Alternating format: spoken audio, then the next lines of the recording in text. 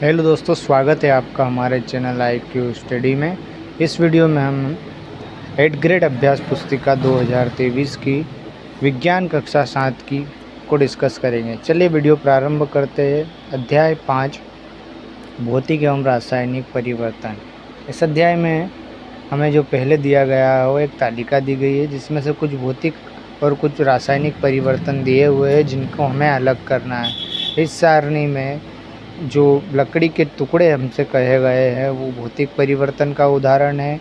वहीं दूसरा बर्फ़ का पिघलना रासायनिक उदाहरण, मोमबत्ती का जलना रासायनिक परिवर्तन, पत्तों के सूख कर खाद का इस्तेमाल करना रासायनिक परिवर्तन, पटाखों का जलना रासायनिक परिवर्तन, लकड़ी के गट्टों के टुकड़ा भौतिक परिवर्तन, लोहे पर जंग लगना रासायनिक परिवर्तन, गिलवनीकरण भौतिक परिवर्तन, खानों का पकना ये रासायनिक परिवर्तन, सेब में कटकर लाल हो दिखना ये भी रासायनिक परिवर्तन, घने चूने के पानी। चलिए अगले प्रश्न पर देखते हैं। रिक्त स्थान की पूर्ति दिए गए विकल्पों में से चुनकर कीजिए। ऑप्शन है पहला, लकड़ी के लट्ठे को छोटे टुकड़ों में काटना भौतिक परिवर्तन का उदाहरण है। दूसरा है पत्तियों से खाद बनाना रासायनिक परिवर्तन है। भौतिक परिवर्तन में नया पदार्थ नहीं बनता है। मैग्नीशियम के जलते हुए फीते की लंबी अवधि तक देखना हानिकारक होता है। और पांचवा, लोहे पर जंग लगने के लिए ऑक्सीजन एवं जल दोनों की उपस्थिति अनिवार्य है। अगले प्रश्न पर चलते हैं। प्रश्न नंबर 3, निम्नलिखित विकल्पों में से सही विकल्प चुनिए। प्रश्न नंबर 1 है लोहे पर जंग लगना। ऑप्शन है रासायनिक परिवर्तन है, ऑक्सीजन की आवश्यकता होती है, नमी की आवश्यकता होती है, या तीनों कथन सही है। तो इस प्रश्न का जो उत्तर सही है ऑप्शन नंबर डी सही है। प्रश्न नंबर 2, सेब, बैंगन एवं आलू को काटकर वायु में खुला छोड़ने पर भूरे रंग में रंग परिवर्तित हो जाता है, क्यों?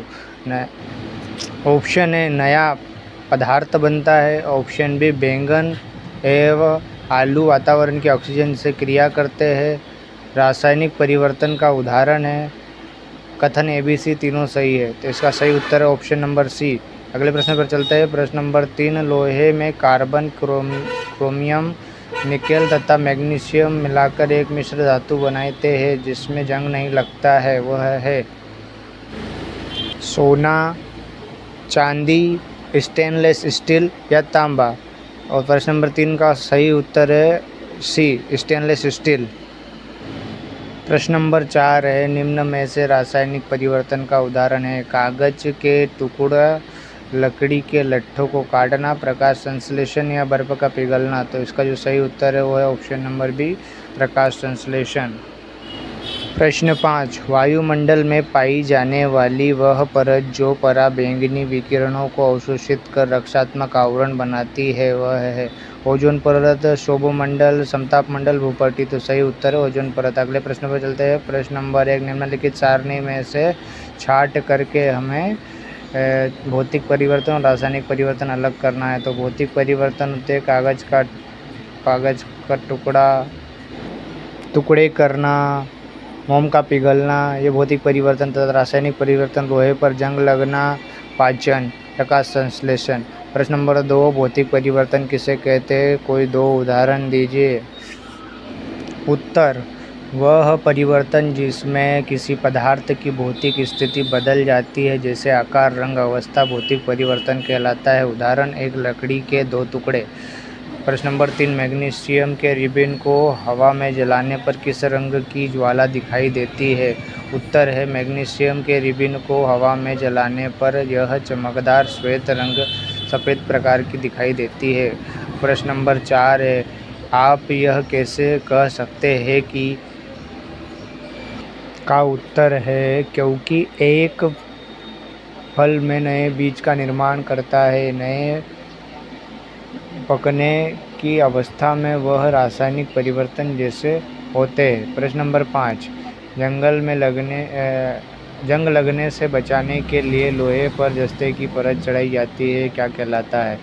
तो लोहे पर जंग लगने से बचाने के लिए जस्ते की परत चढ़ाई जाती है। उस क्रिया को यशद लेपन अर्थात गिलेवनीकरण कहते हैं। प्रश्न नंबर 6, लकड़ी का काटना एक भौतिक परिवर्तन है परंतु लकड़ी का जलना एक रासायनिक परिवर्तन है। तो इस प्रश्न का जो सही उत्तर है वो है, जब किसी लकड़ी को काटा जाता है तो उसके आकार में ही परिवर्तन होता है, नया पदार्थ नहीं बनता है।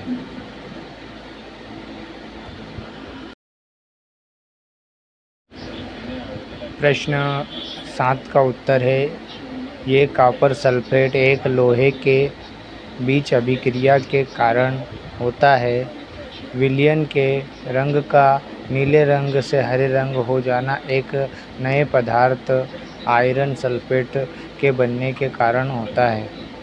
मैग्नीशियम के फीते को जलाने पर प्रश्न 8, अवशेष के रूप में श्वेत भस्म प्राप्त होती है। किस प्रकार का परिवर्तन अभिक्रिया समीकरण को लिखिए।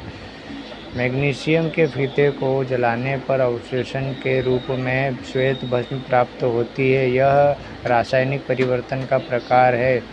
इसे निम्न समीकरण से व्यक्त करते हैं, magnesium plus oxygen plus magnesium oxide.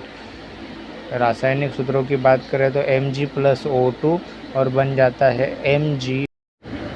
प्रश्न नंबर 9 का उत्तर है, भौतिक तथा रासायनिक परिवर्तन में अंतर लिखिए। इस परिवर्तन में किसी भी प्रकार से नया पदार्थ नहीं बनता है, इसमें केवल आकार व रंग जैसे कुछ अवस्थाओं में परिवर्तन होता है। जबकि रासायनिक परिवर्तन में इस परिवर्तन में अभिक्रिया के कारण कुछ नए पदार्थ की उत्पत्ति होती है। नए पदार्थ के साथ रंग परिवर्तन, गैस बनना आदि होना संभव है। प्रश्न नंबर 10 का प्रश्न है, रासायनिक परिवर्तन में उत्पाद बनने के अतिरिक्त कौन कौन सी घटनाएं होती है। तो रासायनिक परिवर्तन में उत्पाद बनने के अतिरिक्त निम्न घटनाएं हो सकती है, ऊष्मा, प्रकाश अथवा किसी अन्य प्रकार के विकिरणों का निर्माण अवस्था, उनका अवशोषण होना, ध्वनि का उत्पन्न होना, गंध में परिवर्तित होना, रंग में परिवर्तित होना, किसी गैस का बनना। प्रश्न नंबर 11, जब कार्बन डाइऑक्साइड की चूने के पानी में प्रवाहित किया जाता है तो चूने का पानी दूध या मैग्नीशियम हो जाता है।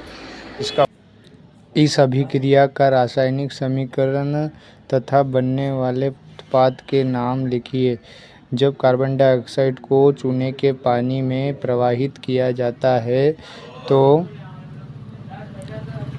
कैल्शियम कार्बोनेट बनता है जिसमें चूने का पानी दूधिया हो जाता है। चूने के पानी का दूधिया हो जाना कार्बन डाइऑक्साइड मानक परीक्षण है। इस अभिक्रिया को रासायनिक समीकरण यह है, कार्बन डाइऑक्साइड प्लस चूने का पानी और कैल्शियम कार्बोनेट। प्रश्न नंबर 12, कॉपर सल्फेट के विलयन कैसे बनते हैं, इसका वर्णन करिए।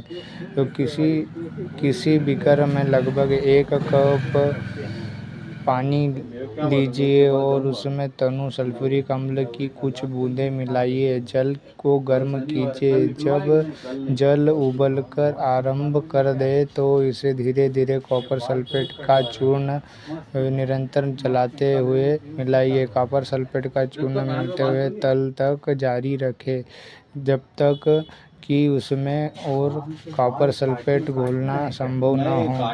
विलयन को फिल्टर पेपर की सहायता से छान लीजिए। इसे ठंडा होने दीजिए। जब विलयन ठंडा हो रहा हो तो उसे घुलाकर छोड़ दें। प्रश्न नंबर 13, लोहे में जंग लगने के लिए आवश्यक परिस्थितियाँ क्या है।